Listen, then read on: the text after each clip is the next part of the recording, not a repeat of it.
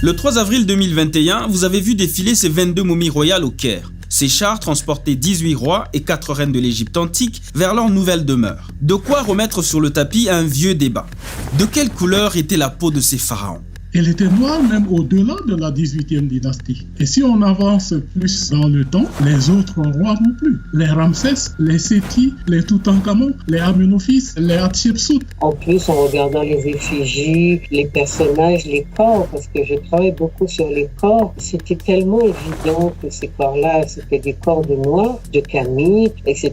La question peut paraître banale, mais pour l'égyptologue Yopore Kasome, elle cache un crime culturel. Et ça ne concerne pas que l'Égypte. Dans les années 60, on disait encore que Grand Zimbabwe avait été bâti par les Phéniciens, non pas par les négro-africains. C'est-à-dire tout fait de civilisation qui a une certaine valeur, qui a une certaine pertinence, ça ne peut pas être l'œuvre des négro-africains. Donc, à plus forte raison, la civilisation égyptienne.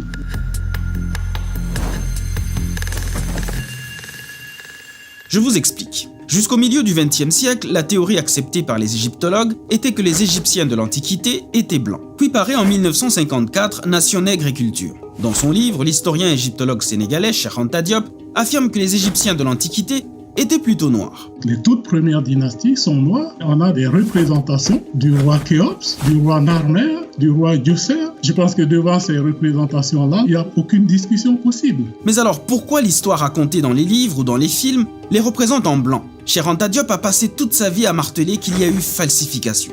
Les savants d'il y a 150 ans savaient très bien que l'Égypte était une civilisation nègre. Ils ont falsifié sciemment l'histoire. Il était impossible de dire que c'est cette Afrique, mère de la civilisation, que l'on va coloniser. Faux, rétorque l'égyptologue Bénédicte Loyer, qui dans Le Point s'oppose farouchement à cette théorie. Cette théorie est évidemment farfelue car il y avait toutes les variantes de couleurs de peau possibles chez les Égyptiens. Alors certes, les Égyptiens actuels sont multicolores et multiculturels, mais lesquels étaient là avant ? Quand j'entends parler les égyptologues blancs, je vois qu'ils ne remontent pas très loin. Ils remontent à Cléopâtre et je me dis, ils auraient dû avoir l'honnêteté de dire qu'ils ne touchent à l'Égypte antique qu'à partir d'une certaine époque. Entre ces deux thèses qui s'opposent, il y en a une autre, plus récente, mais qui, elle, cherche maintenant une sorte de juste milieu. Le consensus à l'heure actuelle, c'est qu'on a erré dans un sens pendant longtemps en voulant faire un pays entre guillemets trop blanc. Ensuite, il y a eu à partir des années 60 la tendance inverse qui était de faire de l'Égypte un pays trop noir. Et c'est comme s'il n'y avait pas de zone grise entre les deux. Mais de quoi est-il question ici ? Trouver une zone grise ou plutôt trouver et dire la vérité ? Car comment expliquer par exemple le fait qu'on retrouve des traits esthétiques négro-africains chez des personnes que l'on dit blanches. Même quand on voit Cléopâtre, elle est coiffée comme une pharaon noire, elle porte vraiment les attributs du pouvoir des pharaons, des reines d'Égypte. Cette sociologue martiniquaise n'a pas seulement étudié la coiffure de Cléopâtre, elle s'est également penchée sur le cheveu des Égyptiens anciens en général. On voyait que c'était des coiffures faites sur des cheveux qui ne pouvaient pas être des cheveux lisses et peu fournis, c'est-à-dire la coiffure au carré qui porte une mèche sur le front et qui tombe sur le cou, et on va retrouver cette coiffure-là de manière très systématique sur toutes les dynasties nègres de l'Égypte. Alors, ici aussi, il y a une thèse contraire, et elle est signée Le Parisien. Les Égyptiens étaient mat aux cheveux bruns, comme leurs descendants méditerranéens. Pour la sociologue Juliette Smeralda, il y a méprise. Je crois qu'on confond les invasions des leucodermes qui arrivent bien plus loin dans la civilisation des Noirs et qui vont s'accaparer beaucoup de traits de culture des Noirs et se les approprier et puis vont la blanchir. C'est ce que démontrent notamment les travaux du généticien et anthropologue français Gérard Lucotte. Son livre, EVT Noir, traverse l'anthropologie contemporaine et questionne les origines mêmes de l'humanité.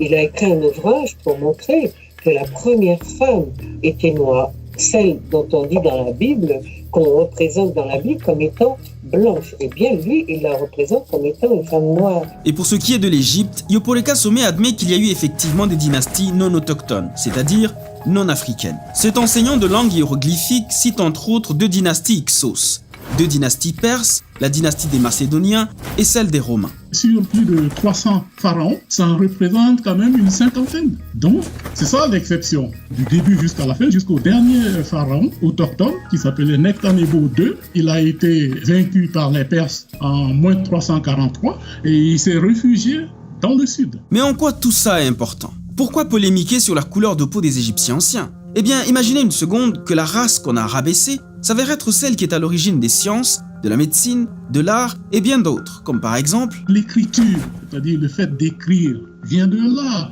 Et le premier alphabet, ce n'est pas moi qui le dis, c'est Champollion lui-même. C'est l'alphabet hiéroglyphique. Quiconque sait comment est constitué l'alphabet hiéroglyphique sait qu'il y a un rapport direct avec l'art préhistorique. Même les sources grecques primaires désignent l'Égypte comme le berceau de certains traits culturels en matière de religion, de philosophie ou d'architecture. Et comme le précise l'historienne Aurélie Damet, l'ancienneté chronologique de l'Égypte explique en partie la fascination qu'elle a exercée sur des auteurs comme Hérodote, Platon ou Diodore de Sicile. D'ailleurs, ce dernier récapitule ainsi la liste de ceux qui ont fait le voyage en Égypte. Des poètes, des architectes, des philosophes, des législateurs et des mathématiciens, dont Solon et Pythagore. Pour Juliette Smeralda, nier que les Égyptiens anciens étaient noirs, c'est nier aux Noirs leur contribution à la civilisation. Depuis que le monde blanc est aux commandes, il n'a eu de cesse de cacher tout ce qui rappelait la prestigieuse civilisation des Noirs. Que ce soit dans la musique, dans la technique, les Blancs se présentent comme étant ceux qui ont inventé la technique, la technologie, les prouesses de la modernité. Et d'après elle, c'est révélateur de quelque chose de beaucoup plus profond que ça. À mon avis, les Européens ont un problème avec leur propre histoire, leurs origines, parce qu'ils refusent de reconnaître une ascendance noire dans leur lignée et en même temps, ils ne savent pas faire valoir une ascendance culturelle aussi prestigieuse que celle de l'Égypte noire. Juliette Smeralda et Yopore Kasome font remarquer que les générations d'afrodescendants passent malheureusement plus de temps à revendiquer leur héritage qu'à l'assumer. Et selon eux, cela doit changer. Le travail qu'il y a à faire, c'est de nous réapproprier dans un mouvement inverse ce qui est à nous, à la recherche de nous, sans nous demander est-ce que les gens sont d'accord ou pas avec nous. Et cela passe par ce qu'on appelle la restauration de la mémoire historique, mais tout cela passe aussi par une forme d'éducation qui doit s'appuyer sur les réalités africaines, la culture africaine, les langues africaines. C'est un processus de désaliénation.